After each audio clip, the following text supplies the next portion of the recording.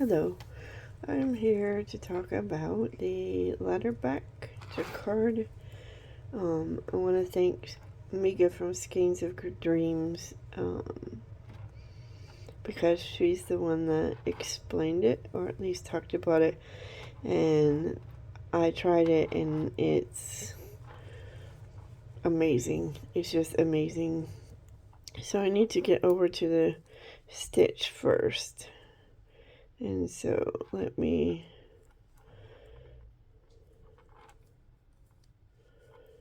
this is just a colorwork stitch, so it's not what I'm needing to do, but so I have 4 stitches, but I need to go all the way from here to here with just the gray being visible. So I need to catch floats, but instead of catching floats, what I'm going to do is do a backwards loop cast on, and that puts a stitch here in this color, but it's not actually going to be a stitch in the knitting. And then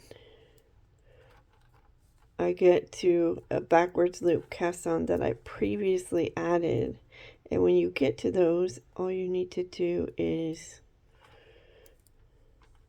purl in that color, purl a stitch in the color, and it keeps the fabric in the back. See how it's just an entirely separate fabric? So it's catching your float, but it's not catching it in the fabric. And what that does is, as you see here, you can't see any of the other colors sticking through. It's just nice and clean and neat. So we'll try and show you that one more time. So I'm gonna knit 3 stitches, and then I'm gonna do a backwards loop cast on because I need one there. Here we're just knitting across.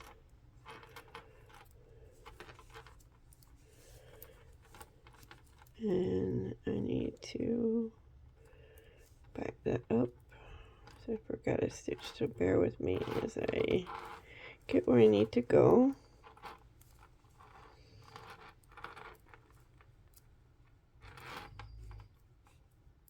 Sorry about my stitch markers making noise, or my markers making some noise. I apologize for that background noise.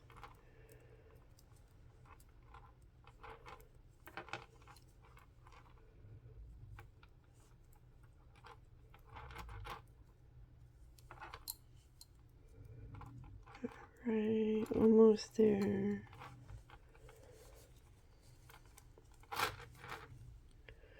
Show you.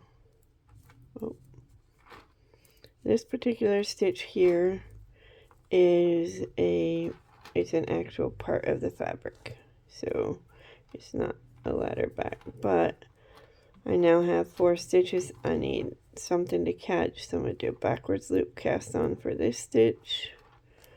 And then when I make my way over to the one I created in the last row, I'm just going to purl it.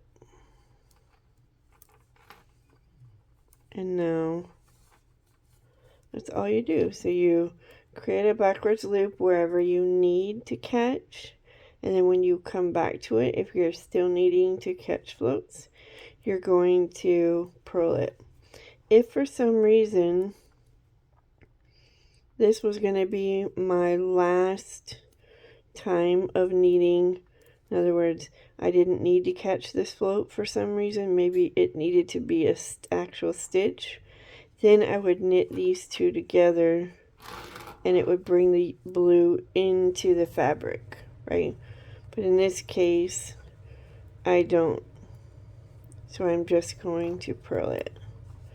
But whenever the time comes that you don't need to catch that stitch again, whichever color is going to take over, you just knit the stitch after it and that stitch together, and then it falls in the back and you you don't even see it anymore. It's like it was never there. I'm gonna take a second and add my next backwards loop cast on and stitch 1 to hold it in place, and then I'm gonna go back and show you a few.